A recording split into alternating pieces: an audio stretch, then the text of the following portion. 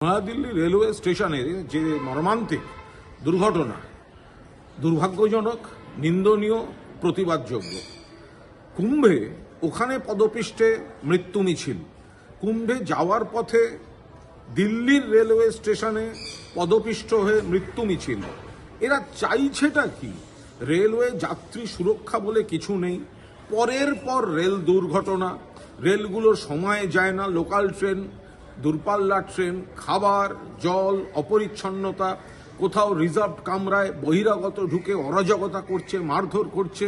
এবার আবার এই ধরনের একটা চূড়ান্ত অব্যবস্থা। নয়াদিল্লি স্টেশন, রাজধানীর বুকে মৃত্যু মিছিল, পদপিষ্ট এই রেলমন্ত্রী শুধু পাবলিসিটি হাঙ্গার রেলমন্ত্রী। কোথায় গিয়ে দুর্ঘটনা পাশে বসে থেকে ছবি তুলবেন, আর কত রকম দুর্ঘটনা, আর কতগুলো প্রাণ গেলে মনে হবে যে ওই চেয়ারটায় বসে থাকার নৈতিক অধিকার তার নেই।